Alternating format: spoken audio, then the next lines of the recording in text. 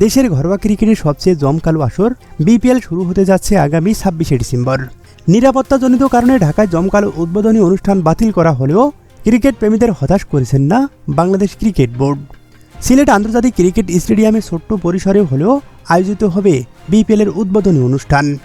আগামী শুক্রবার টুর্নামেন্টের উদ্বোধনী দিনেই সিলেট আন্তর্জাতিক ক্রিকেট স্টেডিয়ামে অনুষ্ঠিত হবে এই জমকালো আয়োজন। ম্যাচ শুরুর আগে ও ২ ইনিংসের বিরতিতে অনুষ্ঠিত হবে এই অনুষ্ঠান। বিসিবি সূত্র থেকে জানা গিয়েছে, উদ্বোধনী অনুষ্ঠানে অংশ নেবে বেশ কিছু জনপ্রিয় ব্যান্ড।